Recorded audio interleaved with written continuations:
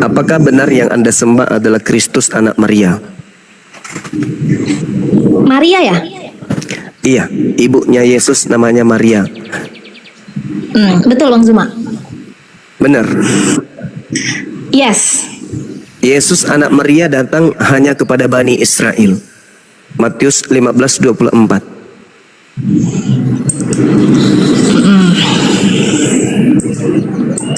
Aku diutus hanya kepada domba yang hilang dari umat Israel saja. Matius 10:5-6. Aku berpesan kepada ke-12 muridku agar jangan ke bangsa lain, melainkan kepada domba yang hilang dari umat Israel saja. Lalu Yesus yang datang kepada Kristen ini Yesus yang mana? Yesus Kristus, Bang Zuma. Iya tahu, Yesus yang mana? Kan Yesus yang anak Maria mengatakan kepada Bani Israel, waspadalah kepada penyesat yang datang kepadamu dengan memakai namaku Yesus dan berkata akulah Kristus, mereka akan menyesatkan banyak orang. Matius 24 nomor 4 nomor 5. Ya, baik. Jadi kalau kenapa kami bisa yakin Yesus itu Tuhan, ya kan? Jadi di dalam Yesus membaca kitab Nabi Yesaya di Lukas 4:16 sampai 21 Bang Zuma. Di mana? Di Lukas 4 ayat 16 sampai 21. Mundur dulu ke data nomor 6-nya. Ketika Yesus dicobai oleh iblis, iblis berkata apa? Aku akan memberikan segala kemegahan dunia dan seluruh kemuliaannya bila mana engkau menyembah aku, dan aku berhak memberikan kuasa itu kepada siapapun yang aku kehendaki. Berarti iblis menjanjikan kemudian kekuasaan dan kemegahan dunia apabila ada orang yang menyembah dirinya. Maka segala kuasa dunia akan diberikan. Berarti iblis ini adalah pemegang kunci kuasa dunia. Dan Yesus pun sudah menerangkan itu. Di dalam Yohanes 12:31, sekarang berlangsung penghakiman atas dunia ini, sekarang juga penguasa dunia ini, yaitu iblis, akan dilemparkan keluar. Jadi kata Yesus, penguasa dunia dilemparkan keluar. Keluar dari mana?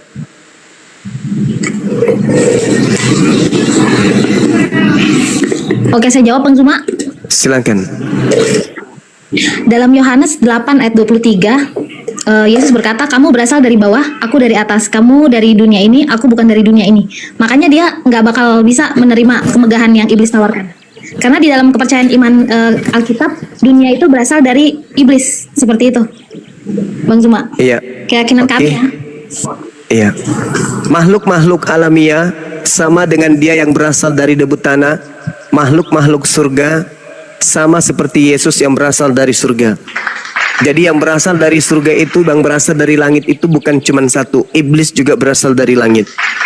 Dalam 1 Korintus 15:48 pengakuan Paulus, makhluk-makhluk langit itu sama dengan Yesus yang berasal dari langit. Apouranios, makhluk langit, bukan makhluk surga. Iblis pun sama seperti Yesus katanya berasal dari atas, yaitu dari langit. Jadi kalau ada dasar pijakan menuhankan Yesus karena dia berasal dari langit, sekali lagi berasal dari atas, iblis pun berasal dari atas. Bisa aja Bang Zuma ya. Ya, itu dalil, Mbak. Kan? Ya, jadi begini Bang Zuma. Ya, silakan. Ya, iblis itu memang kan dari langit. Tapi kenapa dia diusir? Dia diusir kan dia ingin menjadi seperti Allah. Ya kan nggak mungkin gitu kan. Sementara jabatan dia Iya, satu-satunya agama di atas muka bumi ini yang diperintah oleh dia yang ingin menyamai Tuhan, itu agama mana? Agama mana yang melantik manusia menjadi sehakikat dengan pencipta langit dan bumi? Ketika tadi dia ingin menyamai Tuhan, dia gagal. Ketika dia datang kepada Musa, dia gagal. Ketika dia datang kepada Yesus, dia gagal. Tapi ketika dia datang kepada pengikut-pengikutnya, dia berhasil.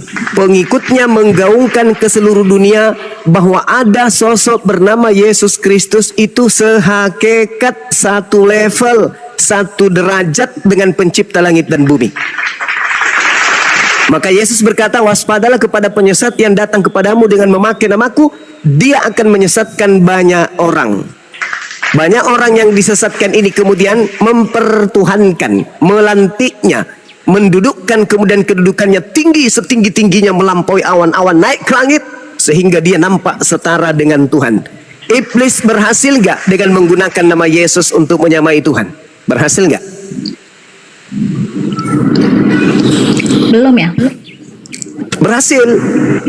Karena kata Yesus, penyesat ini menyesatkan banyak orang, berarti berhasil.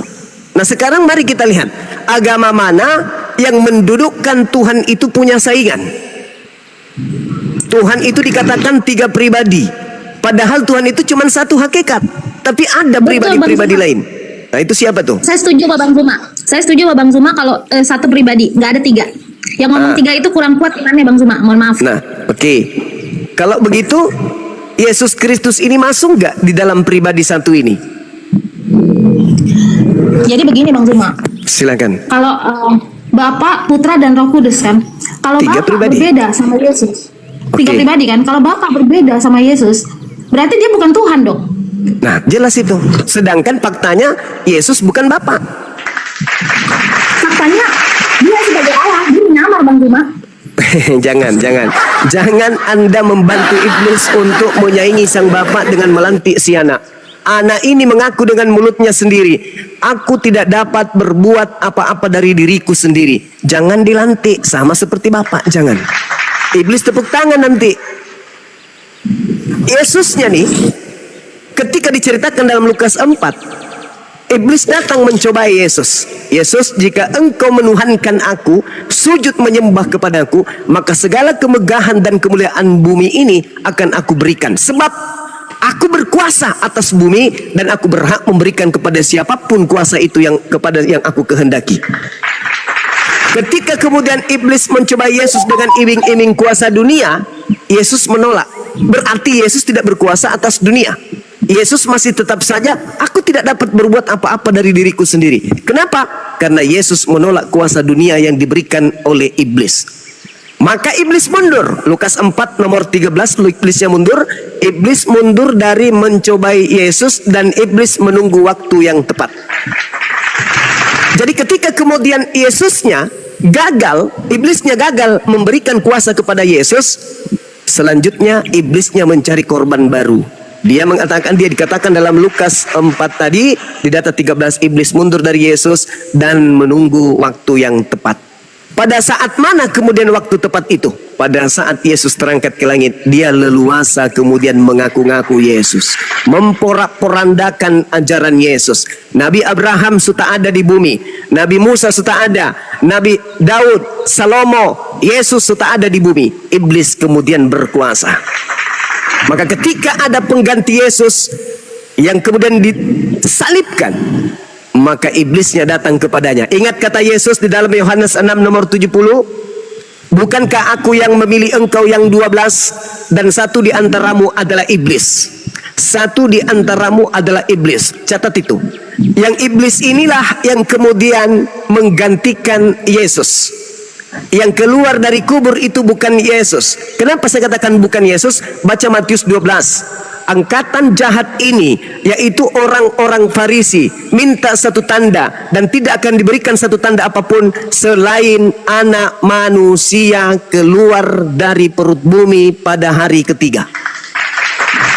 Jadi kebangkitan pada hari ketiga itu adalah simbol tanda angkatan jahat. Yang Berapa Mas? Matius 12 Matius nomor 38 sampai nomor 40. Oh, ini tanda Yunus ya? Yes. Kebangkitan hari ketiga itu tanda untuk angkatan. Iya, karena Yesus lagi berbicara kepada orang Farisi waktu itu, Bang Zuma, dan ahli Taurat. Iya. Iya, karena jadi kan di sini tetapi jawabnya kepadanya, angkatan yang jahat tidak setia ini menuntut suatu tanda. Karena Yesus bisa lihat hati kan pada saat itu, dan dengan keimanan kami memang Yesus kan bisa melihat hati di Bible ya. Jadi dia bisa melihat hati orang Farisi ini sama orang ahli-ahli Taurat ini. Mereka itu kan nggak tulus ke Bapa kan. Jadi mereka cuma melakukan keagamaan supaya dilihat orang. Makanya Yesus kecam, kamu tidak akan melihat tanda. Seperti itu. Selain tanda Yunus. Maksudnya Yesus Iya, arahnya ini tanda ngomong kepada Yunusnya. orang Farisi. Ya, betul. Orang Farisi menerima tanda bangkit pada hari ketiga, betul? Orang Farisi? Menerima tanda anak manusia bangkit pada hari ketiga. Betul? Itu di mana dalilnya, Bang Zuma? Ya, itu tadi yang Anda baca. Orang Farisi ini, angkatan tidak setia ini, angkatan jahat ini minta satu tanda dan tidak akan diberikan satu tanda kecuali tanda Yunus, sebab Yunus 3 hari 3 malam dalam perut ikan. Demikian juga anak Iya. manusia 3 hari 3 malam dalam perut bumi. Betul? Ini sorry saya potong Bang Zuma. Jadi ada kekeliruan dalam tafsir Bang Zuma baca. Mohon maaf nih. Silakan. Silakan. Kalau di keyakinan saya nih Bang Zuma, ini Yesus menjelaskan gitu kalau yang saya baca, ini untuk orang Farisi dan orang Taurat ahli-ahli Taurat. Ahli Yesus Taurat. itu kan anti banget nih sama mereka karena Yesus bisa melihat hati mereka itu mereka cuma melakukan kewajiban agama tapi mereka tidak ada kasih di dalam hati mereka. Makanya Yesus Mereka bilang tidak memperhatikan. betul. Makanya Matius Yesus bilang 23 nomor 2, nomor 3. Iya, betul, Orang-orang Bang Zuma. Farisi menduduki kursi Musa, mereka berkata tentang Taurat tapi mereka tidak mempraktekkan. Jangan kau ikuti mereka. Iya, jadi pada waktu itu Bang Zuma makanya Yesus tegas. Yesus bilang nggak bakal kasih deh gue tanda sama lu pada, soalnya lu pada ahli Taurat. Yesus tuh paling anti sama mereka. Tapi kita bisa Ya. lihat di perikop sebelumnya Yesus dan Beelzebul itu salah satu nama iblis lah ya. Tapi Yesus mengusir setan kan, istilahnya setan diusir lah. Yesus tetap melakukan tanda pada saat itu. Cuman kalau di perikop ini Yesus memang udah anti banget sama orang-orang ini. Di sini Bang Zuma. Makanya Iya, Yesus makanya ngomong kayak gitu. Jangan harap kamu dapat tanda. Kecuali tanda Yunus. Yunus. Anak manusia keluar dari kubur pada hari Anak manusia pada hari ketiga bangkit Ya, kan? Berarti itu tanda untuk siapa? Angkatan jahat kan? Beda Bang Zuma. Kok beda? Kan tidak diberikan tanda kepada angkatan jahat selain tanda Yunus. Sebab Ini kan Yunus- arah bicaranya. Jadi sebab- begini ya Bang Zuma.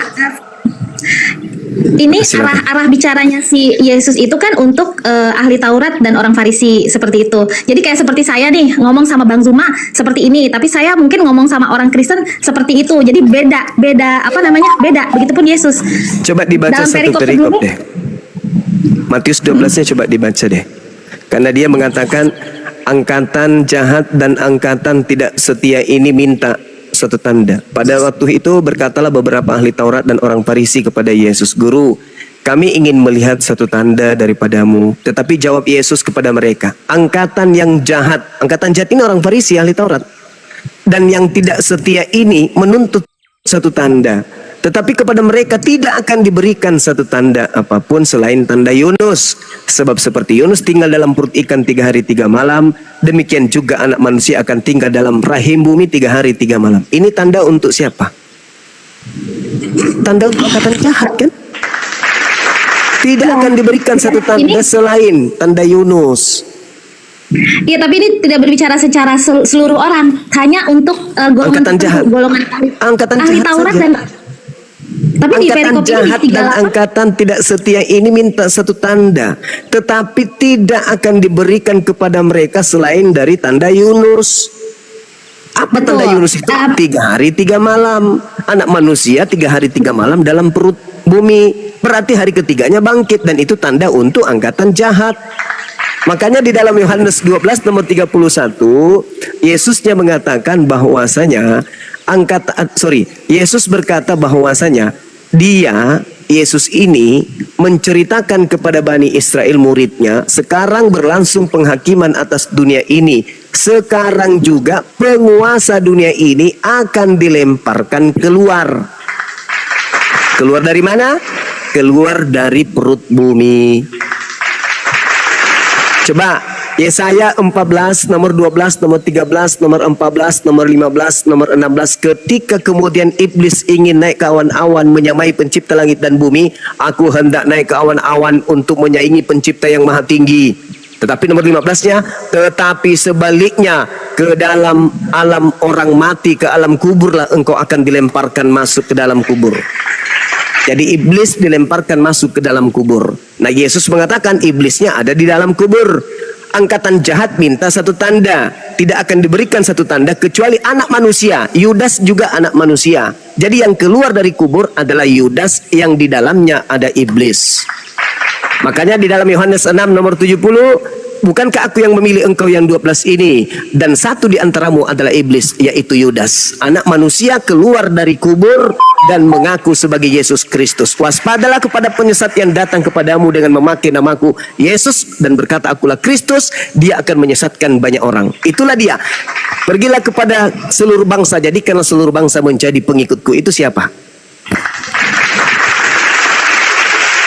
Siapa yang ingin kemudian seluruh bumi menyembahnya? Kepadanya diberi kuasa. Kan di dalam Matius 28 nomor 18, kepadaku telah diberi kuasa. Nah, siapa itu yang diberi kuasa tadi? Yesus kan menolak. Tapi yang masuk di kubur ini menerima.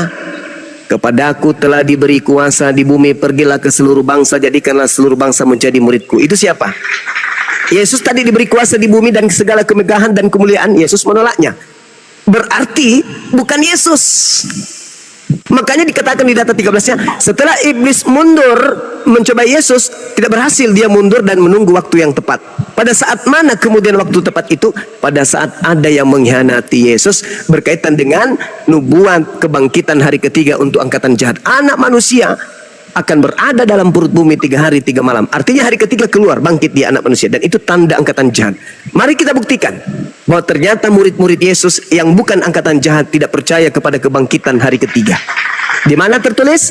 Lukas 24 nomor 9 sampai nomor 12. Ketika kemudian Maria dan Maria lain datang kemudian menjenguk kuburan tempat orang itu dikuburkan, mereka tidak menemukan jasad melainkan hanya kain kafan saja. Lalu mereka pergi ke murid-murid, ke rasul-rasul, ke 11 murid Yesus dan berkata apa yang mereka lihat. Tapi murid-murid mengatakan itu omong kosong. Mereka sama sekali tidak percaya. Namun meskipun demikian, nomor 2.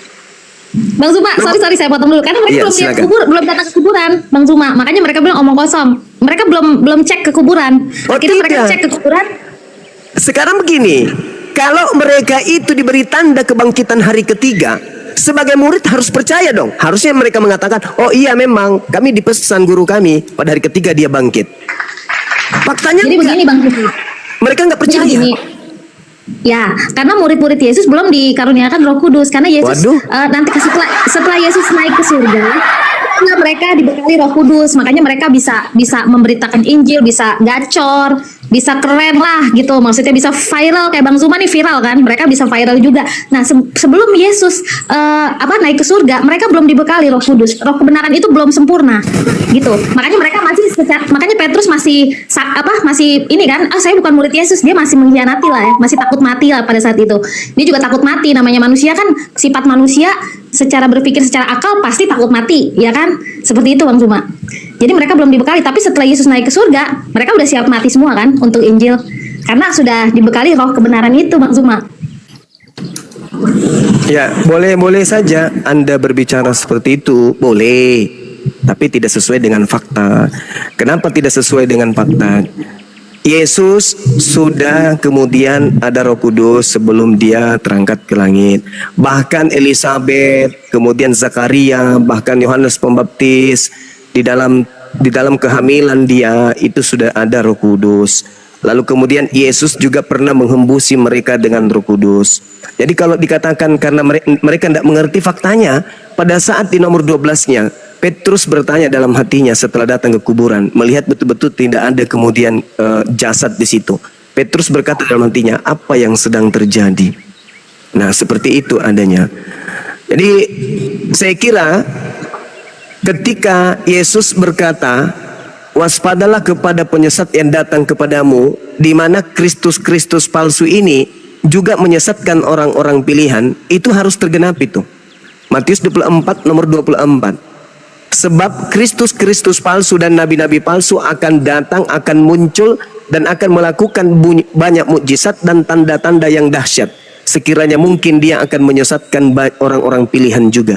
Jadi kalau saudari mengatakan belum dihembusi Roh Kudus, maksudnya Murid-murid pilihan pun jadi korban penyesatan. Kata siapa? Kata Yesus. Tertulis di mana? Matius 24 nomor 24. Padahal tadinya mereka dikatakan jangan ke bangsa lain, tetapi pergilah kepada domba yang hilang dari umat Israel. Tapi kalau mereka ternyata pergi ke bangsa lain, berarti mereka benar-benar terkena disesatkan oleh Kristus palsu tadi. Karena itu ucapan Yesus dalam Matius 24. Maka apabila ada orang berkata kepadamu ada Yesus di sini, ada Yesus di sana, jangan kau percaya. Camkanlah, aku telah mengatakannya kepadamu terlebih dahulu. Apabila ada orang berkata bertemu dengan aku di padang gurun atau bertemu dengan aku di dalam bilik rahasia, jangan kamu percaya. Sebab kedatanganku sama seperti kilat yang memancarkan sinar dari timur sampai ke barat. Demikian juga lah nanti kedatanganku yang kedua. Kata Yesus begitu. Kalau ada orang mengatakan aku bertemu dengan Yesus loh, jangan kamu percaya. Sebab kedatanganku dibarengi dengan tanda-tanda. Langit bergemuruh, kuasa-kuasa langit bergoncang, matahari gelap, bulan tak bercahaya, bintang-bintang berjatuhan. Aku akan nampak di tengah-tengah langit, dan seluruh manusia di atas muka bumi ini akan meratap, dan seluruh manusia di atas muka bumi akan melihat aku di awan. Itu tanda kedatanganku. Ketika ditanya, guru apa tanda kedatanganmu? Yesus menjawab, pertama, matahari menjadi gelap, bulan tak bercahaya, bintang berjatuhan, dan seterusnya. Nah, apakah tanda ini sudah ada kepada Paulus? Tidak ada. Nah, Yesus mengatakan waspada. Kepada orang yang mengaku bertemu aku waspada. Sebab kedatanganku nanti ditandai seperti bla bla bla bla bla bla bla. Matius 24 nomor 23, 24, 25, 26, 27, 28, 29, 30. Andai saja Yesus yang datang kepada Paulus, maka saat itu juga kiamat. Tapi ternyata yang datang bukan yang asli, maka tidak kiamat. Iya, kalau di saya, Bang Zuma, kenapa iman saya percaya Yesus ini yang diutus, ya maksudnya dia nyamar sebagai Allah lah ya kalau iman saya. Itu ada di Lukas 4 ayat 16 sampai 21. Jadi dia membuka, pada saat itu kan dia pergi ke tempat peribadahan sinagog, pada hari Sabat dia buka ayat Alkitab, dia membuka Yesaya. Jadi dia menggenapi nih, Yesaya 61 ayat 1 sampai 7 kan sudah bilang akan datang. Nah, dia baca lagi di situ. Seperti itu, Bang Zuma. Jadi iya, dalam nubuat itu, iya, silakan. Ya, dalam nubuat itu kan dibilang oleh ia telah mengurapi aku, menyampaikan kabar baik pada orang-orang miskin, dan ia mengutus aku ayat 4:19 untuk pokoknya bla bla bla. Itu diambil dari Yesaya 61 ayat 1 sampai 7. Makanya Yesus buka di saat hari Sabat itu, dia baca Alkitab, dia kasih roh Tuhan ada padaku. Ya, makanya Bapa dan dia satu. Seperti itu. Iya, jadi terkait dengan roh Tuhan, pengakuan Yesus lebih awal di Yohanes 3 nomor 13, bahwa siapapun, nomor 34, bahwa siapapun yang diserahi tugas kemudian untuk menyampaikan firman, maka Tuhan menganugerahkan rohnya kepadanya dengan tidak terbatas. Itu tak ada hubungannya dengan Kristus palsu, nggak ada. Kristus palsu ini mengaku Tuhan dan menyesatkan banyak orang. Kalau hanya sekedar diimani, Yesus itu utusan Tuhan, diberikan kuasa membangkitkan orang mati, orang lumpuh berjalan, orang buta melihat, itu orang Islam juga imani itu.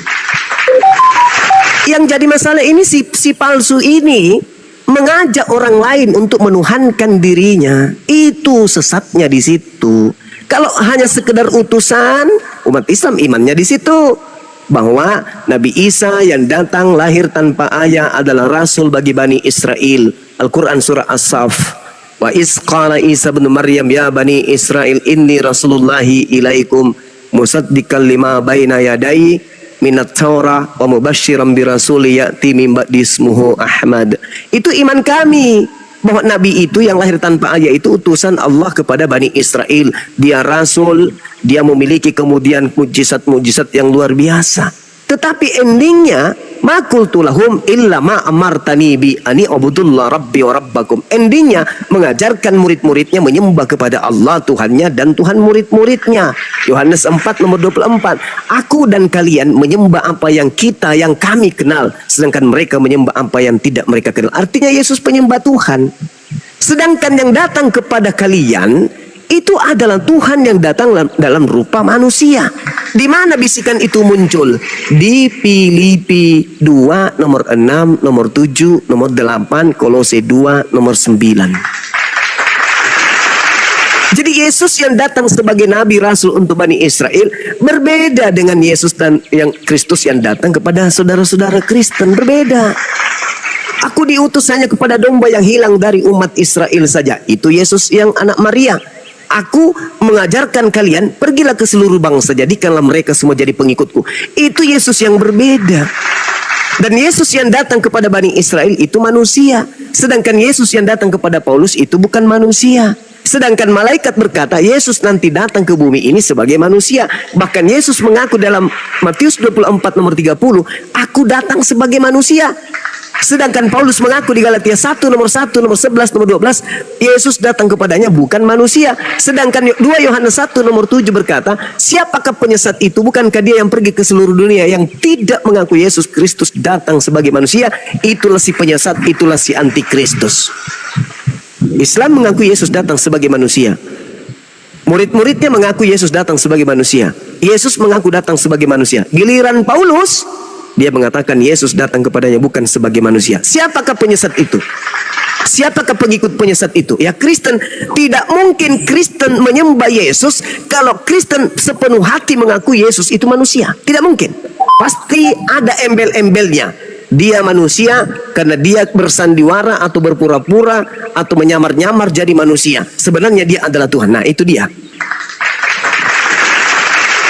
Itulah. Itu yang dikatakan korban penyesat. Karena penyesat inilah yang membisikkan, akulah Tuhan. Pergilah ke seluruh bangsa, jadikanlah seluruh manusia jadi pengikutku. Hanya iblis yang menginginkan kemudian mengambil anak Adam, keturunan Adam untuk menjadi pengikutnya. Hanya iblis. Kalau Yesus mau mengambil pengikut dari golongan Bani Israel saja. Musa mau mengambil pengikut untuk Bani Israel saja. Tapi iblis mau seluruh anak manusia menjadi pengikutnya. Karena dia sudah bersumpah di hadapan Tuhan, aku akan menyesatkan mereka semua. Seperti itu, saudara. Ya, jadi begini, Bang Zuma, kenapa saya bisa mengimani Yesus ini adalah yang dari Allah? Karena sisilah Yesus itu, jadi dari perjanjian lama mungkin Bang Zuma lebih pintar dari saya ya. Bang Zuma mungkin tahulah kitab kitab suci agama Yahudi, kitab suci Islam, bahkan baik juga Bang Zuma juga sempat baca.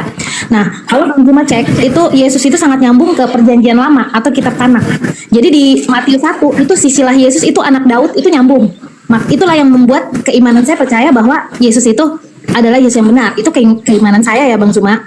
Seperti itu. Saudara. Udah pernah baca mungkin Bang Zuma Matius 1 ayat 1 sampai 17 sisilah Yesus. Tahu. Dan menurut tanggapan orang dia adalah anak Eli. Sekarang permasalahannya yang datang kepada Paulus ini bukan anak manusia. Berarti dia tak bersilsilah. Coba saudari baca Galatia 1 nomor 1. Galatia 1 nomor 11 nomor 12. Aku menerima Injil bukan dari manusia. Jadi Matius tadi yang berbicara mengenai silsilah itu bukan yang datang kepada Paulus. Bukan manusia yang mengajarkan Injil kepadaku. Tetapi yang menyatakan Injil kepadaku adalah Yesus Kristus. Loh, bukan manusia katanya. Berarti tidak bersilsilah. Ya, silakan. Yang datang sama Paulus itu Yesus sebenarnya nggak datang, cuman itu doang, penampakan aja. Jadi kayak seperti perjanjian lama aja. Karena itu Yesus ketika yang datang cuman suaranya, tetap enggak dia manusia. Dia udah bukan jadi manusia lagi, kan udah bangkit lah, Bang Zuma. Berarti bukan Yesus, berarti Anda pengikutnya. Kan sudah dikatakan siapakah penyesat itu? Bukankah dia yang pergi ke seluruh dunia yang tidak mengaku Yesus sebagai manusia? Anda mengatakan dia bukan manusia lagi, berarti Anda ikut di situ. Baik, Bang Zuma. Kalau menurut keyakinan saya, kenapa saya percaya Paulus itu bukan penyesat? Karena ajaran Paulus sama Yesus itu nyambung. Jadi kalau bagi nyambungnya di mana? Coba. Silakan Anda jelaskan. Nyambung. Silakan. Dia ada, kan Yesus pernah bilang tuh dalam dalilnya, kalau murid-muridnya kan pernah ngadu tuh sama Yesus, dia kok menyembuhkan pakai nama engkau? Tapi kata Yesus, siapa yang ada di pihak kita, dia tidak melawan kita. Nah, di Paulus ini tidak melawan Yesus. Dalam saya baca surat-suratnya itu tidak ada bertentangan sih, seperti itu. Belum ada mungkin memang ada kata-kata dia yang sukar difahami, tapi selebihnya dia bekerja banget buat Yesus sampai mati, ya maksudnya kalau emang dia palsu ya buat apa dia mati buat Yesus sampai dia keluar dari orang Farisi, dia itu orang terhormat di Yahudi pada saat itu. Ngapain dia mau ke Yesus gitu? Orang Yahudi kan paling anti banget sama Yesus sampai saat ini ya. Karena cuma sedikit doang yang baru percaya Yesus. Buat apa gitu? Sementara dia asli Yahudi asli gitu. Dia paling benci sama Yesus. Karena asal usulnya si Paulus ini dulu penganiaya jemaat Yesus. Dia paling anti sama Yesus. Dia termasuk antikris pada saat itu. Makanya dia didatengin Yesus, dia sampai berubah. Maksudnya apa keuntungan dia seperti itu? Oke, Gitu baik. Bang Zuma. Harusnya Baik, tetap di baik. Yahudi. Baik, Galatia 5 nomor 2. Barang siapa yang menyunatkan dirinya, Yesus Kristus tidak berguna baginya. Kejadian 17 nomor 14, barang siapa yang tidak bersunat, Ayat maka berapa ini dia Bang? Maaf, Bang. Galatia 5 nomor 2. Maka dia harus dihilangkan dari sebangsanya karena dia telah membatalkan perjanjian kekalku. Itu digenapi. Ulangan 18 nomor 19 nomor 20. Barang siapa yang berkata barang siapa yang berkata tidak dengan firmanku dan mengaku itu dari firmanku, maka dia harus dilenyapkan dari sebangsanya. Itu menggenapi nubuat. Nah, sedangkan Yesus berkata, barang siapa yang meniadakan setitik pun dari hukum Taurat, Matius 5 nomor 19, maka dia dan mengajarkan kepada orang lain, maka dia akan menempati tempat terhina dari kerajaan Tuhan. Iya, betul. Kemudian, Itu ya. kata-katanya kan tempat yang paling bawah di kerajaan surga ya. Iya, Berarti belum neraka dong, masih di dalam kerajaan Neraka surga kan? itu, tempat terhina itu di mana? Tempat terhina di mana itu? Tempat terhina. Tapi bahasanya kalau di Alkitab bahasanya ya Bang Zuma ini tempat rendah dalam kerajaan Allah. Kalau neraka kan Yesus bilang siksaan kekal masuk neraka kayak di Matius Oke, 25. mari kita lihat bahasa aslinya di dalam bahasa Yunani. Apakah yang dimaksud kemudian di dalam Matius 5 nomor 19 ini, supaya kita tahu apakah benar Yesus menubuatkan tempat terhina kepada yang menghilangkan hukum Taurat.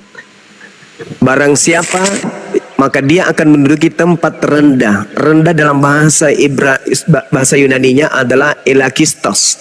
Elakistos itu artinya paling hina. Apakah masih ada yang hina dibandingkan neraka? Tak ada. Berarti tempat yang paling hina itu neraka. Kerajaan Allah itu kan surga dan neraka. Itu kerajaan Allah, itu kerajaan langit. Kerajaan Allah itu bukan cuma surga, kerajaan Allah itu surga dan neraka. Makanya dikatakan Malik Yaumiddin, dia adalah raja di hari pembalasan, hari kemudian. Hari kemudian itu surga neraka. Sedangkan di dalam kitab Matius 5:19, dia akan menempati tempat terhina kalau menghilangkan sunat. Itu dalil.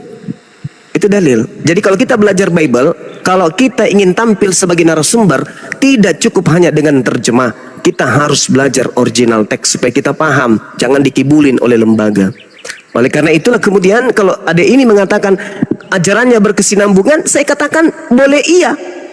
Karena Yesus menubuatkan penyesat, berkesinambungan penyesatnya dia.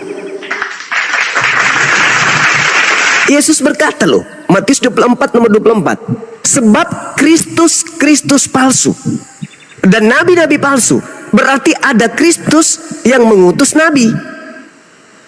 Nah sekarang siapa yang mengaku pengikut Kristus hari ini? Kristen. Kalau Kristen membela diri, mempertahankan bahwa kami Kristen bukan pengikut Kristus palsu, oke, silakan aja. Kita sepakat, Kristen bukan pengikut Kristen palsu. Kristus palsu. Tapi apakah Yesus pembohong? Bukan. Kalau Yesus bukan pembohong, berarti banyak orang akan disesatkan oleh Kristus palsu ini. Tolong tunjukkan mana banyak orang itu. Kalau bukan Kristen, ada? Tidak ada. Kalau tidak ada berarti Yesus bohong nggak? Harus ada yang menggenapi, dan satu-satunya kandidat yang menggenapi ini pengikut Kristus. Yang harus diwaspadai adalah Kristus. Kalau dia Kristus asli, dia akan mengajarkan hukum Taurat.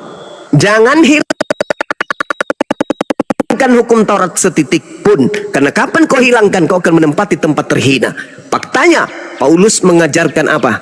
Dengan matinya Kristus di atas tiang salib, dia telah membatalkan hukum Taurat beserta segala ketetapan perintah yang ada di dalamnya. Efesus 2 nomor 15. Bukan hanya yang terkecil dihilangkan oleh Paulus, tapi seluruhnya. Baik besar, sedang, kecil, dia semua dihapuskan dengan darah Kristus di atas tiang salib. Yang mana yang harus kami percaya? Yesus atau Paulus? Ya, jadi begini Bang Zuma, kalau yang tadi soal Silakan. sunat ya Bang Zuma, itu sudah jelas sekali ya. Kalau sunat itu kan itu untuk Abraham dan keturunannya. Kan kami, maksudnya kami orang Kristen ini bukan orang Yahudi kan Bang Zuma. Ini firman Tuhan sudah jelas. Jadi sunat itu tanda perjanjian Allah dengan Abraham dan keturunannya sampai sekarang untuk Yahudi. Nah, sementara kami kan bukan makanya Paulus itu kan datang untuk luar bangsa Israel. Di luar juga kan dia. Makanya dia beritakan sampai ya itu karena jasa-jasanya lah, maksudnya sampai orang Kristen ini banyak seperti itu. Jadi sunat merupakan tanda bahwa Abraham dan keturunannya telah menerima perjanjian Allah. Dan sunat juga kan materai kebenaran yang mereka miliki. Jadi itu tandanya mereka. Mungkin ada ayat lain Bang Zuma, maksudnya sampai Bang Zuma berpikir Paulus ini bukan dari Yesus? Dari Kalau selain uraian ini, dari uraian saudara barusan mengatakan bahwa sunat itu hanya untuk Bani Israel. Oke, Yesus hanya untuk Bani Israel. Harus juga terima itu.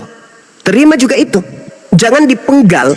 Hukum Taurat sunat hanya untuk Bani Israel. Yesus dengan mulutnya sendiri, aku diutus hanya kepada domba yang hilang dari umat Israel. Tiba-tibanya kok ada Yesus Kristus yang untuk non-Yahudi. Sedangkan yang untuk non-Yahudi itu Paulus. Galatia 1 nomor 15, aku diutus kepada non-Yahudi. Yesus Matius 15 nomor 24, aku diutus untuk Yahudi. Jadi Yesus untuk Yahudi, Paulus untuk non-Yahudi. Pertanyaannya, kalau Yesus aja yang diutus hanya untuk Bani Israel, lalu siapa yang mengutus Paulus untuk non-Yahudi? ya Bang Zuma, kalau ayat Yesus kan sudah jelas ya, Matius 28 itu yang pas dia mau naik ke surga, dia tuh udah ngomong gitu loh. Kalau misalnya itu baptislah mereka dalam nama Bapa, Anak dan Roh Kudus, dan ajalah mereka melakukan segala sesuatu. Jadikan semua bangsa muridku semua bangsa. Itu sudah ada, maksudnya ini ada dalilnya, makanya saya ambil dari sini.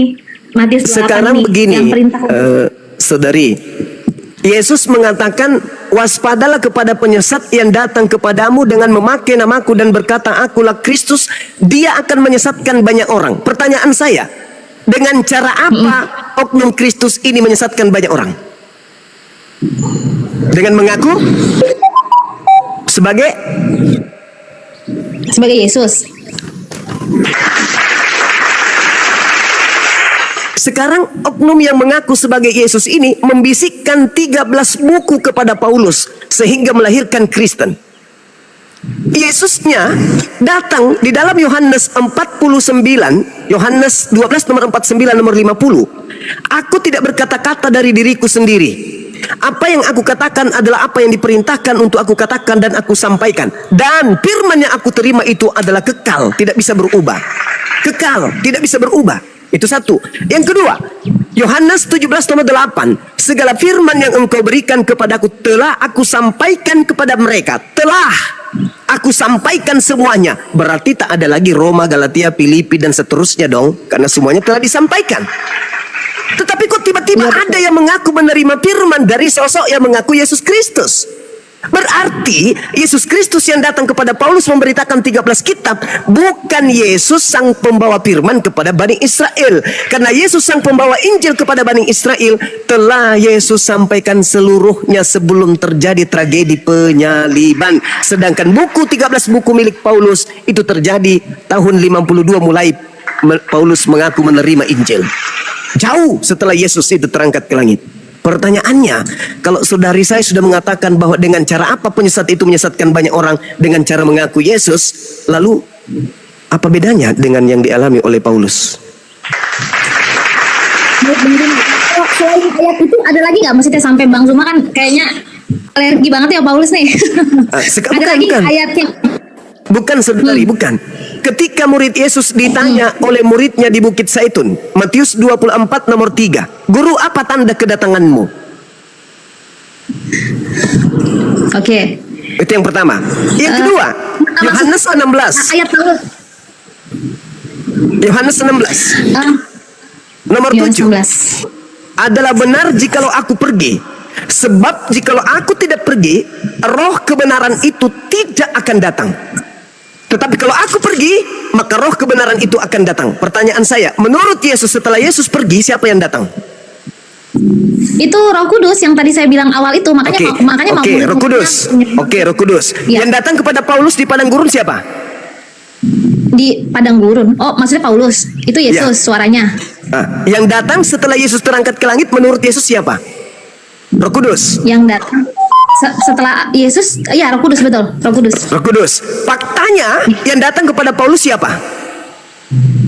Yesus. Apa nggak paham di situ? Yesus sudah mengatakan adalah lebih baik jikalau aku pergi, sebab kalau aku tidak pergi, Roh Kudus itu tidak datang. Berarti yang datang setelah aku pergi adalah Roh Kudus. Aku datang nanti setelah diikuti oleh tanda-tanda kiamat. Baik. Jadi kalau ada yang mengatakan aku, itu bukan aku, sebab aku istirahat di langit. Yang datang setelahku adalah Roh Kudus yang akan membimbing kalian kepada seluruh kebenaran, keadilan dan pengisapan dunia akan dosa. Tiba-tibanya muncul kelompok di luar murid-muridnya mengaku, aku bertemu dengan Yesus loh. Artinya itu bukan Yesus, karena yang datang setelah Yesus adalah Roh kebenaran, bukan Yesus, Cak Ayu. Iya, betul. Memang Yesus ngomong seperti itu. Tapi kan Allah jadi gini loh. Yesus kalau dalam keimanan saya, Bang Zuma, setelah Yesus naik ke sorga, dialah Allah sebenarnya. Dia udah jadi Allah lah. Waktu di dunia kan dia nyamar nih, Bapa, Putra, Roh Kudus. Tunggal. Itu semua nyamar. Dan kalau menurut saya yang datang itu adalah mungkin bisa berupa suara malaikat. Jadi bukan berarti Yesus datang. Kalau Yesus datang itu nanti kedua kali dia benar-benar datang gitu, sangkakala berbunyi gitu. Tapi kalau kayak itu dia cuman kayak itu aja di perjanjian lama, ya kan, dia muncul di Abraham, dia muncul di mana? Nabi Nuh, dia muncul di mana ya? Di Salomo atau siapa? Itu kan pakai malaikat ya. Ada malaikat berupa malaikat. Jadi kemarin pun muncul dalam Paulus itu berupa malaikat karena dia Allah, seperti itu Bang Zuma. Oke, baik saudara. Oke. Sekarang saya ingin mengorek dari saudara nih. Taruhlah Anda bukan korban si penyesat. Kira-kira orang-orang yang terjerat, yang disesatkan oleh Kristus palsu ketika saya bertemu sama mereka. Anda pengikut Kristus? Iya Bang Suma. Anda yakin Kristus yang Anda temui itu bukan iblis? Iya Bang Suma.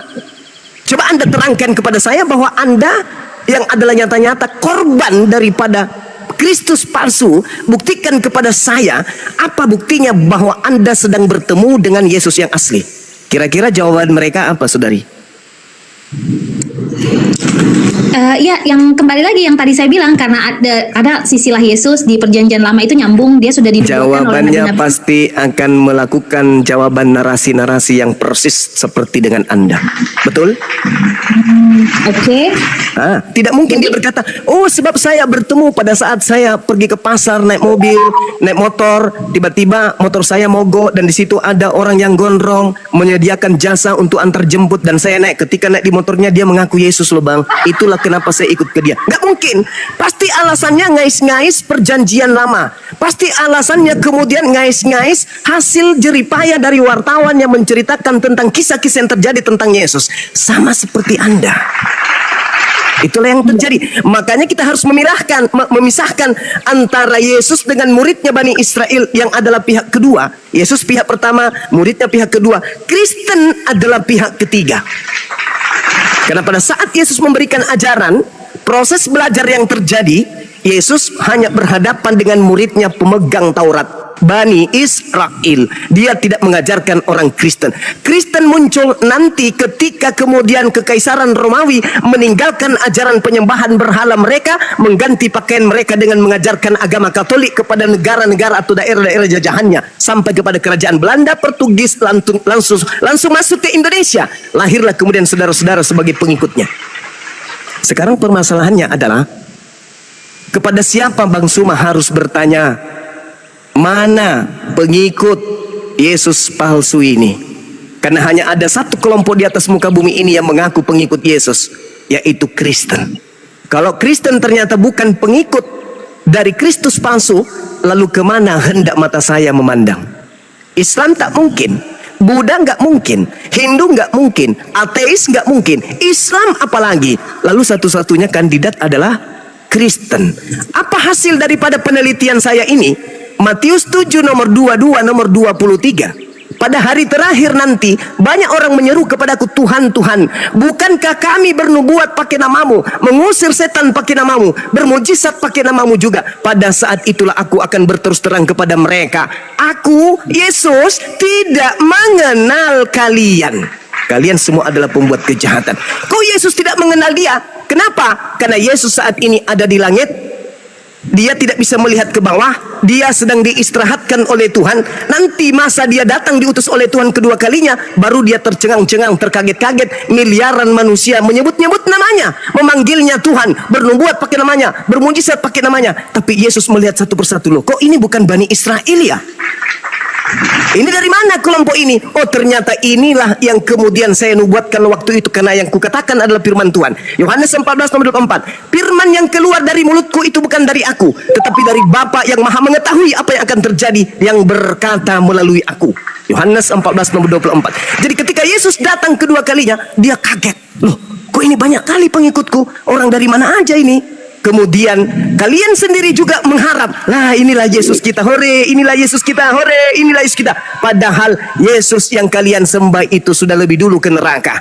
Kalian hanya tinggal satu kandidat Yesus yang kalian datangi. Yesus, bukankah kami bernubuat mengusir setan, bermujizat selama ini dengan namamu? Apa kata Yesus? Enyahlah daripada aku, kalian semua adalah pembuat kejahatan. Aku tidak mengenal kalian. Kalau lagi-lagi itu bukan Kristen yang diusir, lalu siapa yang bermujizat, mengusir setan, bernubuat, memanggil Yesus Tuhan? Islam kagak, Hindu kagak, Buddha kagak, ateis kagak. Satu-satunya kandidat hanya kalian. Itu kan menurut kepercayaan Bang Zuma, tapi kepercayaan saya kan tidak seperti itu, Bang Zuma. Silakan. Tapi ngomong-ngomong, Bang Zuma udah pernah baca Roma 3 ayat 31 belum? Roma 3 pernah. Ayat 31. Keren itu kalau kita baca Roma 3 itu. Roma 3 ini dia kemudian mengkerdilkan hukum Taurat. Coba Anda baca nomor 3-nya. Apa yang terjadi di sana? Nomor 7 maksudku. Tetapi jika kebenaran Tuhan oleh dustaku semakin melimpah bagi kemuliaannya, mengapa aku masih dihakimi sebagai seorang yang berdosa? Boleh nggak menurut hukum Taurat orang berdusta? Boleh nggak? Jangan kau bersaksi dusta. Kok jadi aneh gitu loh? Kok jadi aneh? Jadi makanya di Roma 3 ayat 31 kan akhirnya Paulus bilang juga nih, makanya kan, jika demikian adakah kami membatalkan hukum Taurat karena iman? Ya sama sekali tidak, sebaliknya kami menubuhkannya. Itu yang saya bilang Bang Zuma, ayat-ayat Paulus itu nanti satu dia begitu, tapi yang satu dia begitu. Jadi kita harus mengaitkan semua ayat gitu loh. Baik saudari, baik saudari. Silakan Anda tumpuk 13 kitabnya Paulus. Saya hanya butuh satu data dalam perjanjian lama yang berkata, di dalam Ulangan 27 nomor 26, terkutuklah orang yang tidak mempraktekkan hukum Taurat dengan perbuatan. Ya, saya bertanya. Saya bertanya kepada saudara, apakah kemudian Kristen melakukan hukum Taurat? Nah, itu di Matius 5. Di Matius 5 tadi yang Bang Zuma kasih ayat berapa ya Bang Zuma? 19. Yesus bukan. Matius 5 itu Yesus dan hukum Taurat. Disinilah penggenapan hukum Taurat. Jadi ini jelas ya bahwa yang tadi saya bilang, kalau di hukum Taurat kan tidak boleh berzina. Tapi kalau hukum kasih, menginginkan perempuan dalam hati sudah zina. Ya, terus kalau misalnya di hukum Taurat itu mencuri, jangan apa gitu. Tapi kalau di hukum kasih, kita orang ngutang sama kita aja kita nggak boleh tagih seperti itu sampai dia benar-benar bisa bayar. Ya, tapi kita nggak boleh. Itu penggenapan seperti itu contohnya, Bang Zuma. Baik. Ulangan 4 nomor 2, jangan kau menambahi, jangan kau mengurangi. Itu maksudnya apa? Jangan menambahi, mengurangi. Yesus kan menggenapi. Beda arti dari menambahi atau mengurangi. Yang tadi katanya Anda sudah lebih sempurna lagi kan? Digenapi katanya dihilangkan. Jadi kalau 9 mau digenapkan menjadi 10, itu dihapuskan semua 1 sampai 9 gitu. Supaya genap 10. Enggak gitu. Lalu jadi lengkap gitu. Berarti 9 menjadi 10 kan? Bukan dihapus. Kalau 9 mau digenapkan menjadi 10, berarti ada penambahan atau pengurangan? Pokoknya bahasanya tidak ada penambahan pengurangan, cuma penggenapan aja. Kalau babi halal digenapi jadi apa? Babi nggak halal, Bang. Siapa? Kalau babi haram digenapi jadi apa dia? digenapi. Ya pokoknya kita tetap, kalau misalnya kalau saya kan tetap nggak makan, saya nggak tahu ya aliran yang lain mungkin doyan. Kalau saya tetap ikutin. Terus saya tidak makan babi, ya kan? Jangankan babi, saya ikutin imamat semuanya kok, sampai lemak, darah semua saya tidak makan. Kalau hukum Taurat itu menurut saudari saya ini itu diperuntukkan untuk siapa? Hukum Taurat, dan maksudnya hukum Taurat. Hukum Taurat ini diperuntukkan untuk siapa? Hukum Taurat itu ya kalau karena saya undernya Yesus, ya saya ikut Yesus aja, ikut penggenapan dia dalam Enggak, penggenapan dia. Jadi maksud saya gini, Yesus bukan. Hukum Taurat ini diwahyukan kepada Nabi Musa untuk siapa? untuk Israel awalnya. Untuk Israel. Kalau hukum Taurat untuk Israel, lalu kalau digenapi untuk siapa? Nah, karena sudah digenapi buat seluruh bangsa, Bang Zuma. Karena sudah digenapi. Maksudnya belum digenapi itu kan memang orang Yahudi dulu. Jadi gini, misalnya gini, saudara ya, ada perintah kemudian untuk Bani Israel.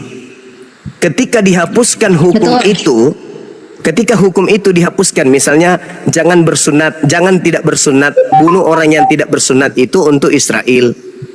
Ketika kemudian itu dihapuskan perintah itu, yang dibebaskan dari perintah itu siapa?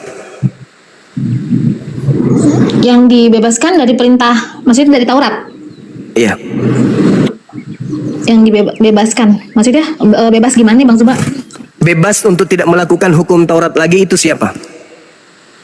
Enggak ada perintah untuk tidak melakukan hukum Taurat sih Bang Zuma. Lah tadi itu Efesus 2 nomor 15. Dengan matinya iya, jadi Yesus kalau- di atas tiang salib, dia telah membatalkan hukum Taurat beserta segala ketetapan yang ada di dalamnya. Ya, Hukum jadi begini Taurat. Bang Zuma, kalau Bang Zuma kan pasti baca perjanjian lama. Perjanjian lama itu ada kurban yang pertama, yang kedua ada upacara-upacara. Sabat aja bukan hanya hari ke-7, tapi sabat itu ada upacara tahun ke-7. Jadi mereka tuh ada ritualnya. Nah, ritual upacara itu yang dibatalkan maksudnya Paulus, karena Yesus sudah disalib, tidak perlu korban. Sudah ada penebusan dosa. Itu ilmu Karena dari pada zaman mana dahulu itu orang bahwa sudah- hukum Tuhan dibatalkan dengan adanya tumbal berupa manusia di atas salib, itu ilmu dari mana? itu inti keyakinan iman kami seperti itu, Bang Zuma. Ya, itu yang saya tanya. Karena- Inti keyakinan iman saudari saya ini itu ilmunya dari mana? Kan Yesus menebus dosa, Bang Zuma. Berarti dari pemahaman yang muncul dari Paulus. Itulah alasan-alasan orang-orang yang sudah disesatkan. Pasti alibinya, serangan-serangannya itu muncul, pembelaannya berdasar terhadap argumentasi-argumentasi Paulus. Yesus, Lukas 16 nomor 17, sebelum langit dan bumi lenyap, setitik pun dari hukum Taurat tidak boleh batal. Betul. Nah, lalu kenapa yang tadinya hewan berubah jadi manusia? Imamat 1 nomor 2 Ya, kita bisa- perintahkan, ajarkan, sampaikan kepada Bani Israel, apabila mereka hendak mempersembahkan kurban kepada Tuhan, kurban penebus dosa, maka perintahkan mereka untuk melakukan hewan ternak, kambing, domba, sapi, lembu. Siapa yang merubah itu menjadi manusia? Bang Zuma, ini kan Bang Zuma bilang ayat dari Paulus, tidak hanya dari Paulus, tapi Matius 28, Yesus ini dalil Yesus langsung juga. Yesus bilang ini penebusan dosa. Jadi tidak Matius hanya 28. kami ayat Matius 20 Matius 28, sorry. 28. Matius 20. 20. Ya, silakan. Matius- Apa yang dikatakan di sana? Ya, jadi Matius 20 ayat 28, sama seperti anak manusia datang bukan untuk dilayani, melainkan untuk melayani dan untuk memberikan nyawanya menjadi tebusan bagi banyak orang. Ini dalil Yesus langsung. Matius 20 Iya. ayat 28. Oke. Dikatakan sama seperti anak manusia datang bukan untuk dilayani, melainkan untuk melayani dan untuk memberikan nyawanya menjadi tebusan bagi orang banyak. Yang dimaksud di sini bukan nyawa dia harus mati, tetapi Anda lagi-lagi memaknai dia harus mati. Yang dimaksud di sini adalah perjuangan. Perjuangan Yesus mendakwakan bersama murid-muridnya di tengah-tengah Bani Israel, mati pun dia rela demi untuk menegakkan kemudian hukum Tuhan kepada mereka, bukan menjadi tumbal. Coba Anda baca lagi. Ketika kemudian Yakobus, ibu Yakobus dan Yohanes ini memerintahkan kemudian untuk melayani, maka datanglah ibu anak-anak Zebedeus serta anak-anak kepada Yesus, lalu sujud di hadapannya untuk meminta sesuatu kepadanya. Kata Yesus, apa yang kau kehendaki? Jawab mereka, berilah perintah supaya kedua anakku ini boleh duduk kelak di dalam kerajaanmu. Jelas? Ketika kemudian Yesus mengatakan, kamu tidak tahu apa yang kamu minta, dapatkah kamu meminum cawan yang harus kuminum? Kemudian mereka menjawab, kami dapat. Yesus berkata kepada mereka, cawanku memang akan kamu minum, tetapi hal duduk di sebelah kananku dan di sebelah kiriku, aku tidak berhak memberikannya. Untuk itu akan diberikan kepada orang-orang bagi siapa Bapakku telah menyediakannya. Seperti Yesus dalam hal ini tidak bisa memberikan siapa yang di surga, siapa di neraka. Mendengarkan itu, marahlah ke 10 murid yang lain kepada kedua saudara itu. Tetapi Yesus memanggil mereka dan berkata, kamu tahu bahwa pemerintah-pemerintah, bangsa-bangsa memerintah rakyatnya dengan tangan besi, dan pembesar-pembesar menjalankan kuasanya dengan keras ke atas mereka. Tidaklah demikian di atas kamu. Barang siapa ingin menjadi besar di antara kamu, hendaklah ia menjadi pelayanmu. Dan barang siapa ingin menjadi terkemuka di antara kamu, hendaklah ia menjadi hambamu. Maka seperti anak manusia, sama seperti anak manusia, datang untuk dilayani, bukan datang untuk dilayani, melainkan untuk melayani dan untuk memberikan nyawanya menjadi tebusan bagi orang-orang lain. Ini maksudnya, Yesus datang untuk berjuang, mempertahankan kemudian apa yang hendak ia sampaikan. Meskipun mati taruhannya, dia rela kemudian mati untuk kemudian mengamankan murid-muridnya, untuk nebus murid-muridnya. Tetapi jangan disalahartikan tentang penebusan dosa. Kenapa bertentangan dengan penebusan dosa? Coba lihat, kalau ucapan ini untuk mati, ucapan Yesus ini untuk mati, lihat di dalam Yohanes 4. Yohanes 8 nomor 37 dan seterusnya. Ketika Yesus ingin dibunuh, dia melawan. Kenapa kalian hendak membunuh aku? Sebab di dalam dirimu tidak memperoleh firmanku. Andai saja di dalam dirimu ada firman, maka engkau tidak akan membunuh aku. Engkau tidak akan berusaha membunuh aku. Artinya Anda lagi-lagi mentafsirkan bahwa dia Yesus memberikan nyawanya menjadi tebusan bagi orang yang benar. Itu adalah keliru besar. Karena Yesus datang ke atas muka bumi ini, dia tidak ingin dibunuh, melainkan dia hanya ingin melayani murid-muridnya. Seperti itu. Oke, ya itu baik Bang Zuma. Jadi kalau untuk Yesus penebus dosa itu banyaklah ayatnya kalau mau dibahas ya. Dan ditambah lagi nubuat-nubuat tentang penebusan dosa itu juga sudah ada di Perjanjian Lama kan. Selesai di situ. Nah balik lagi nih Bang Zuma. Tadi Bang Zuma bilang mengenai duduk di sebelah kanan Allah itu bukan aku. Namanya juga dia lagi menyamar Bang Zuma. Dia kan lagi menyamar. Berarti dia membohongi orang. Dia menyamar, dia nggak mungkin kasih tahu dia Allah. Kenapa? Kita bisa cek di ayat-ayat dia seperti Matius 25 ayat 40 bahwa yang menolak orang, bahkan orang-orang yang berteriak Tuhan Tuhan aja dia yang bilang. Itu kan pekerjaan Allah seperti itu. Jadi kalau kita bingung, kita bisa kaitkan. Kalau saya ya Bang Zuma, kenapa iman saya sampai sekarang masih Kristen, masih percaya dia sebagai Allah, saya kaitkan lagi ayat-ayat yang lain. Ayat-ayat yang lain, oh ternyata dia kunci. Oh dia yang giring orang ke neraka ke surga. Makanya saya percaya dia Allah. Makanya saya percaya dia nyamar. Seperti itu. Dia nyamar aja kemarin. Anda percaya dia Allah. Murid-murid Yesus percaya dia apa? Gimana? Anda percaya Yesus Allah. Murid-murid Yesus percaya Yesus apa? Tuhan. Tak ada itu dalilnya. Yohanes 17:8, segala firman yang engkau berikan kepadaku telah aku sampaikan kepada mereka dan mereka telah menerimanya dan mereka percaya bahwa engkaulah yang telah mengutus aku. Murid-murid Yesus setelah menerima semua pengajaran Yesus, mereka percaya Yesus itu utusan Bapa. Selesai. Sedangkan Anda percaya Yesus itu adalah Bapa itu sendiri. Beda kelas. Siapakah penyesat itu? Dialah yang menyesatkan banyak orang. Dan tanda-tanda kemudian Anda telah disesatkan, Anda mendudukkan utusan Tuhan setara dengan Tuhan. Dan itu pekerjaan iblis, ingin menyamai Tuhan. Apakah Anda tidak puas dengan menyembah Tuhan, satu Tuhan saja, yaitu Bapa? Iya satu, makanya kan saya bilang dia tuh Allah karena dia satu, Loh. Jadi kita lepas dulu nih Bang Zuma, kita lepas dulu konsep Tritunggal. Yesus itu Allah, udah itu aja, biar beres. Karena yang mana yang itu betul? Kenyataan. Yang mana yang betul ini? Dia utusan atau dia Allah? Dia Allah. Kalau waktu ke dunia dia menyamar. Jangan ditambah-tambahin. Harus berdasarkan Yesus.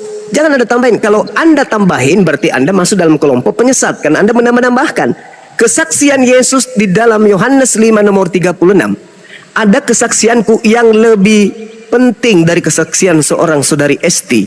bahwa segala yang aku lakukan, segala mukjizat yang aku lakukan, segala kekuatan pekerjaan yang aku lakukan, pekerjaan-pekerjaan itulah yang bersaksi tentang aku bahwa Bapa yang telah mengutus aku. Kesaksian Yesus tentang Yesus, dia adalah utusan Bapa. Kesaksian Anda tentang Yesus, Yesus adalah Bapa itu sendiri. Yang mana yang harus saya percaya? Kesaksian Yesus atau kesaksian saudari Esti? Iya, nanti kalau misalnya, kalau saya kan gini ya Bang Zuma, karena saya membaca semuanya, jadi saya nggak ambil satu-satu ayat. Waktu itu juga saya jujur aja Bang Zuma, 1 tahun yang lalu saya juga mikir Bapak sama Yesus sama loh Bang Zuma. Tapi setahun belakang ini ketika saya benar-benar membaca, saya kaitkan ayat 1 dan yang lain, job desk-nya Allah banget ini Yesus. Berarti dia nyamar. Makanya saya punya kesimpulan seperti itu, keyakinan iman saya. Seperti itu Bang Zuma. Yesus itu sebenarnya tidak nyamar. Mari tak ajarin sedikit. Saya ingatkan sedikit, bukan tak ajarin. Saya ingatkan sedikit. Di dalam Yohanes 8, Yesus tidak menyamar. Ucapan Yesus begini. Kita lihat di data nomor 16-nya, di nomor 15-nya.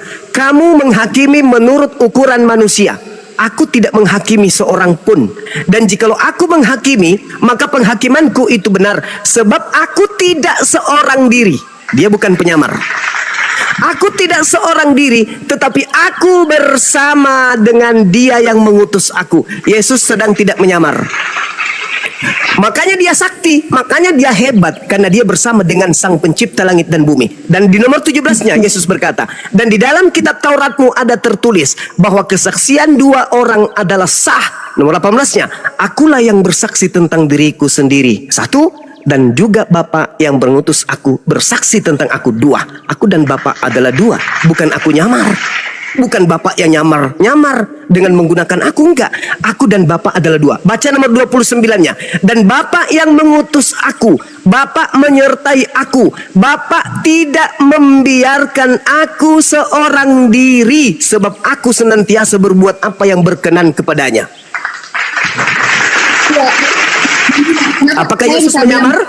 Saudari, saya ulang, apakah Yesus menyamar atau dia bersama dengan Bapak? Iya, ayat itu dia lagi nyamar dalam ayat itu. Loh.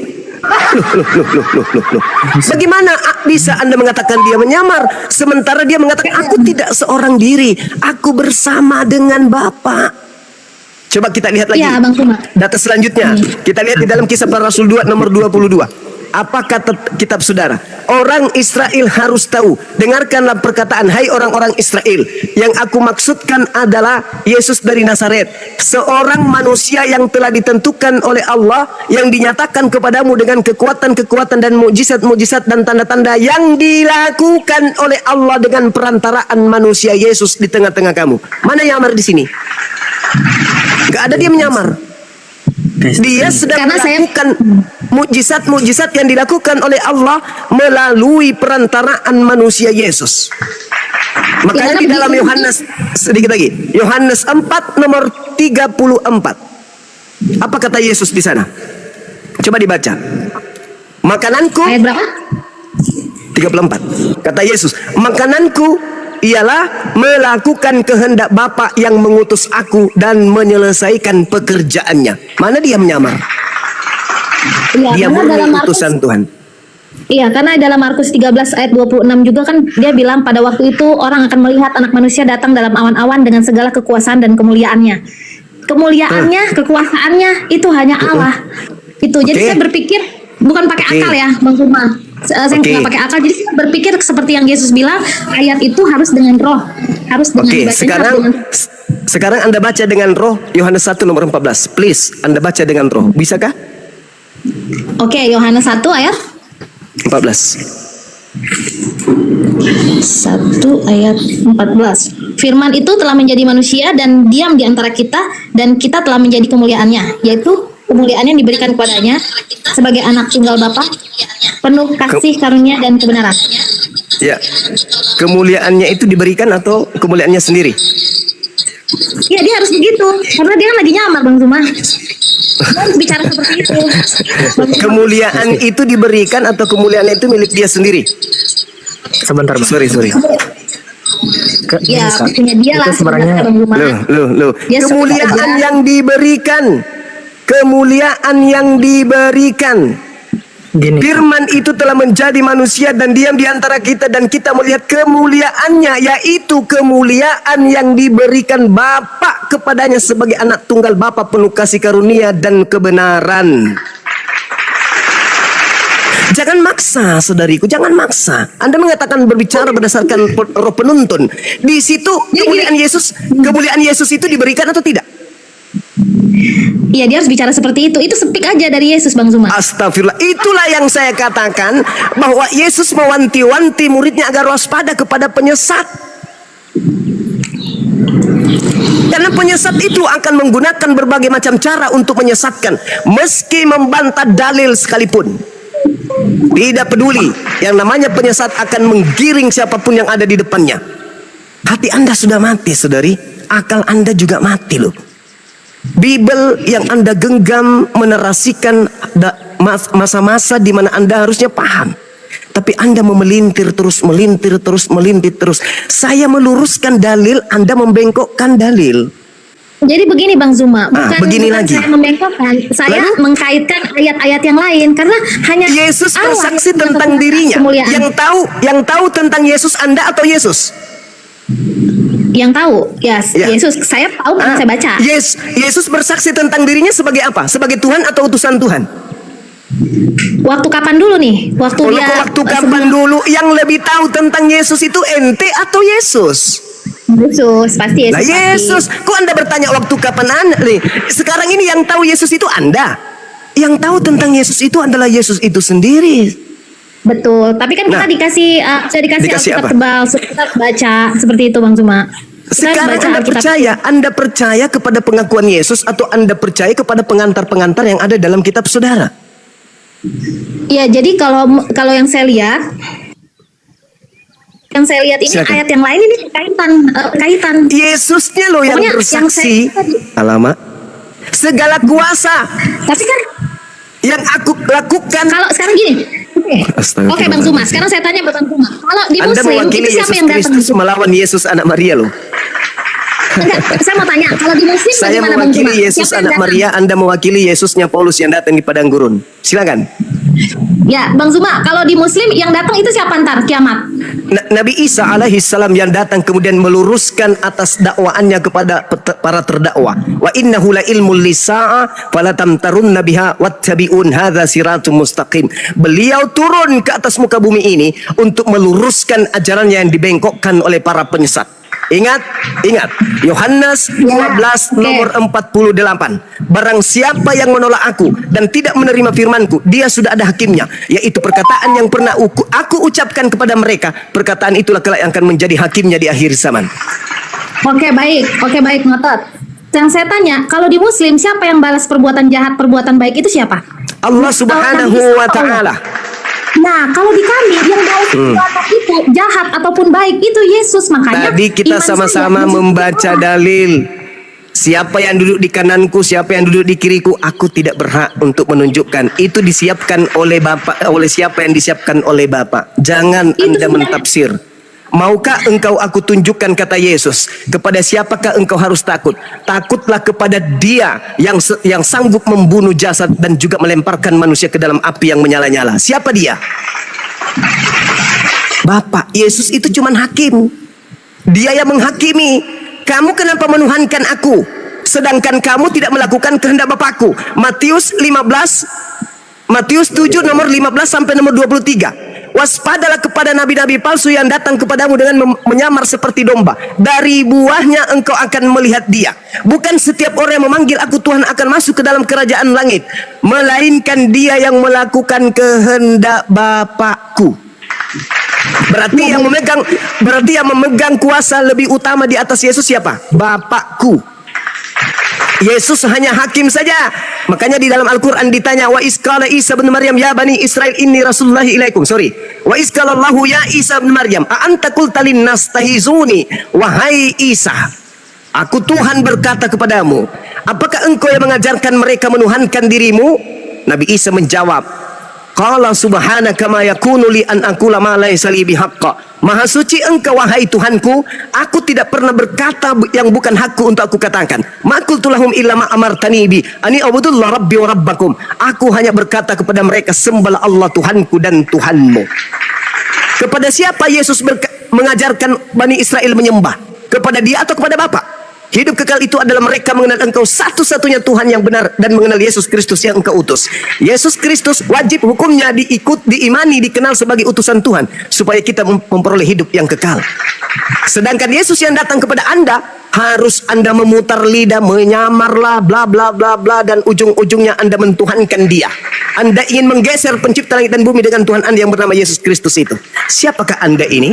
Anda adalah perpanjangan tangan daripada setan. Wa ikhwanuhum yamuddunahum fil ghayyi tsumma la yukasirun. Saudara-saudara setan adalah orang-orang kafir yang menjadikan manusia lain itu menyembah kepada wa ikhwanuhum yamuddunahum fil ghayyi tsumma la yukasirun. Siapakah saudara-saudara setan? Bukankah dia orang kafir ini yang menolong setan di dalam mendurhakai pencipta langit dan bumi, dan mereka selama-lamanya akan menyesatkan. Oke, betul sekali Bang Zuma. Anda sedang begini, Bang menolong Zuma. setan agar manusia menyembah setan. Ya, Bang Zuma, kalau di Kristen itu memang ya itu kan keimanan saya ya, baik itu kan pemikiran Bang Zuma, keimanan Bang Zuma, ya kan kita kan saling diskusi nih, maksudnya ini kan saya menjelaskan keimanan saya seperti ini. Kenapa nih Bang Zuma, saya menganggap Yesus itu Allah, saya nggak tanggung-tanggung gitu kayak orang. Kalau orang kan bilang anak Allah, firman, enggak, dia itu Yesus. Kenapa saya berbicara? Karena saya punya dalil, dia akan membalaskan setiap perbuatan jahat dan perbuatan baik, dan itu merupakan pekerjaan Tuhan. Apalagi dengan kedatangannya, kemuliaannya, Anda kekuasaan. keliru. Coba Seperti Anda itu, bacakan, Bang Zuma. coba Anda bacakan Yohanes 12 nomor 48 deh, bacakan. Anda yang baca, saya dengarkan. Silakan. Yohanes 12 ayat berapa? Yohanes 12 nomor 48.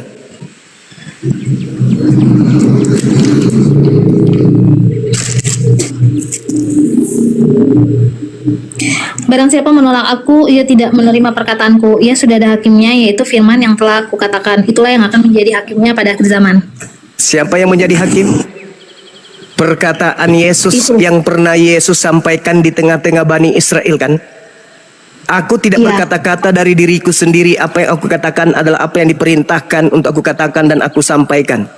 Adakah Betul, Yesus Bang Zuma. mengajarkan? Betul. Adakah perkataan Yesus di dalam firman yang disampaikan aku adalah Bapa itu sendiri, sembahlah aku?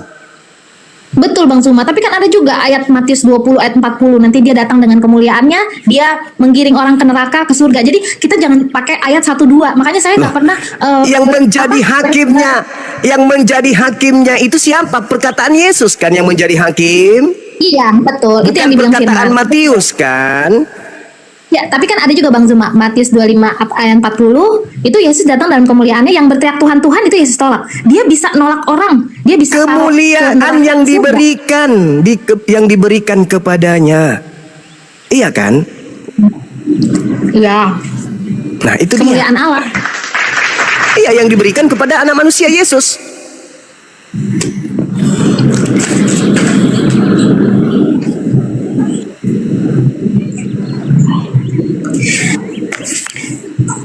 Dan di dalam Wahyu juga, Wahyu 12 juga itu lebih jelas lagi, lebih jelas dari Matius 25. Ini bahaya ini kalau kita 40. Wahyu Anda bawa. Yesus mengatakan, saudari, Yohanes 17 nomor 8, segala firman yang engkau berikan telah aku sampaikan kepada mereka. Wahyu ditulis tahun 100. Yesus selesaikan tugasnya tahun 33. Segala firman sudah tamat di tahun 33. Jadi perkataan di Paulus, di penulis Wahyu di Pulau Patmos itu bukan lagi dari Yesus, karena segala firman sudah selesai di tahun 33. Tidak Bang ada Zuma lagi tahu nggak firman. Wahyu itu wahyunya siapa? Wahyunya makhluk yang mengaku bintang timur. Wahyu itu Wahyu Yohanes, Bang Zuma. Jadi itu Tidak. Yohanes murid Bukan. yang kami. Kalau Bukan. kalau keimanan Bukan kami, murid. Yohanes itu kan paling dekat sama Yesus. Nah, kalau keimanan kami. Nah, di sinilah Wahyu Jangankan- dia menulis. Jangankan buku Wahyu, buku Yohanes aja bukan tulisan murid Yesus. Coba buka Yohanes 21 nomor 24 nomor 25 untuk membuktikan bahwa yang kita bahas tadi ini adalah surat kabar, bukan sabda Yesus, bukan firman Tuhan. Buka Yohanes 21 nomor 24 nomor 25. Tapi sebagai surat kabar, tentu ada kebenaran di dalamnya. Karena wartawan pewarta ini mencatat sesuai dengan apa yang mereka dengar dan apa yang mereka selidiki. Tapi statusnya tidak bisa naik level menjadi firman Tuhan. Baca Yohanes 21 nomor 24-25. Kalau Yohanes aja bukan penulis buku Yohanes, apalagi yang ada di Pulau Patmos. Yohanes 21 berapa Bang Zuma? 21 nomor 24-25. Nomor 24 ya. Masih banyak hal-hal lain yang diperbuat oleh Yesus, tetapi jikalau semuanya harus ditulis satu persatu, maka agaknya dunia ini tidak dapat memuat semua kitab yang harus ditulis itu. Iya, memang karena cerita kehidupan Yesus itu kan banyak, ajarannya banyak. Jadi ini disimpulkan di dalam Injil, di intinya seperti itu. Bang Zuma. Dialah Bang murid. Zuma tafsirnya seperti apa? Dialah murid yang memberi kesaksian tentang semua ini dan yang telah menuliskannya, dan kita tahu bahwa kesaksiannya itu benar. Dia itu siapa di situ? Nah, ini Yohanes. Lah harusnya dia mengatakan akulah murid. Kalau penulis Yohanes adalah Yohanes. Ya itu Bang Zuma. Jadi begini lah Bang Zuma. Mungkin memang saya akuin Bang Zuma itu pinter. Oh, saya akuin Bang Zuma mau mempelajari Alkitab, apalagi bisa bahasa Yunani ya. Bahasa Yunani juga. Kalau bisa, saran saya bahasa Ibrani juga Bang Zuma. Cuman di dalam ayat ini makanya Bang Zuma harus perlu diketahui ya. Jadi dialah murid yang memberi kesaksian tentang semuanya ini dan yang telah menuliskan, dan kita tahu bahwa kesaksiannya itu benar. Ini maksudnya Yohanes, Bang Zuma. Seperti itu. Dialah murid. Kok kalau saya yang menulis, maka saya mengatakan akulah murid. Nggak begitu Bang Zuma. Loh kok nggak begitu? Tapi ngomong-ngomong ini pendeta-pendeta belum ada yang naik ya Bang Zuma ya? Kalau pendeta pasti ini agak mengkeret ininya. Hah? Takut dia naik. Termasuk saudari Esti ini berani. Salut saya, salut. Ini bukan, mohon maaf nih Bang Zuma, saya kan bukan pendeta juga. Saya cuma baca doang sih seperti itu Bang Zuma. Jadi saya tiap hari saya baca. Makanya saya bilang tadi sama Bang Zuma kan, kalau Bible, Alkitab itu tidak bisa mengambil ayat dari satu ke satu. Makanya kan banyak aliran Kristen seperti itu. Makanya kalau saya baca Paulus bilang, oh hukum Taurat batal. Tapi di ayat yang satu lagi dia bilang tidak batal. Seperti itu. Jadi memang ayat-ayat dia itu sukar difahami Bang Zuma. Makanya kita kumpulin sehingga makanya saya pikir, oh ya udah. Makanya aliran saya di Advent, karena saya baca dulu baru saya ke Advent. Enggak, saya ke Advent dulu baru saya baca. Seperti itu Bang Zuma. Jadi saya baca dulu nih. Gitu. Ya nggak apa-apa. Silakan aja. Silakan saudari saya ini mau belajar jadi Advent atau jadi apapun. Yang pasti kalau kita belajar Bible itu yang kita lebih kedepankan itu adalah akal kita. Akal dulu yang kita pakai.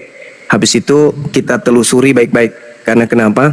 Boleh saja kita beriman dulu baru berakal. Boleh juga dibalik, akal dulu baru beriman. Dua-duanya boleh, selama akal tetap kita pakai menjadi alat filter untuk mengimani sesuatu. Karena kalau kita tidak menggunakan akal, apapun bisa kita tuhankan. Apapun bisa kita tuhankan. Tetapi kalau kita menggunakan akal, sama seperti umat Islam hari ini, tak ada keraguan. Berdebat dengan Kristen yang level apapun, Islam tak pernah ragu. Tuhannya pencipta langit dan bumi. Tidak diperanakkan, tidak beranak, tidak diperanakkan, tidak serupa dengan makhluk, segalanya menggantung kepada dirinya. Tidak ada kemudian yang serupa dengannya. Umat Islam tak ada beban. Berbicara mengenai Yesus manusia. Ada beban di situ. Sedangkan Yesus sendiri mengatakan hidup kekal adalah mengenal Bapa satu-satunya Tuhan. Dan mengenal dirinya sebagai apa supaya hidup kekal? Ya utusan Tuhan. Islam lolos di situ. Yesus berkata, aku diutus hanya kepada domba yang hilang dari umat Israel. Al-Quran surah As-Saf. Nabi Isa diutus hanya kepada domba yang hilang dari umat Israel. Jelas itu, kami nggak ada beban.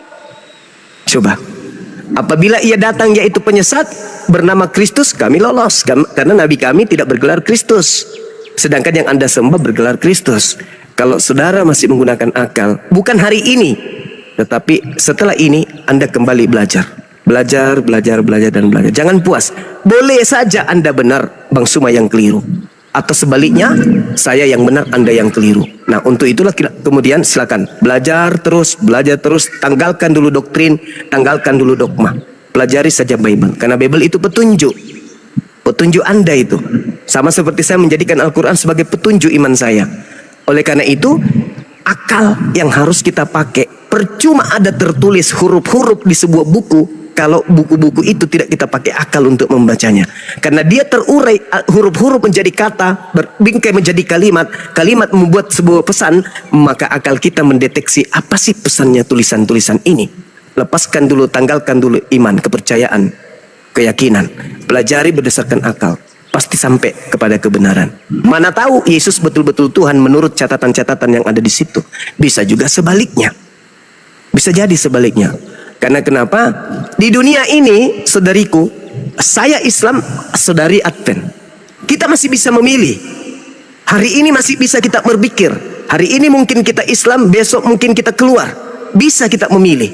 Mana yang betul menurut kita, besok kita bisa rubah. Mana yang benar menurut kita, bisa kita ikuti. Mana yang salah, bisa kita tinggalkan. Di dunia ini.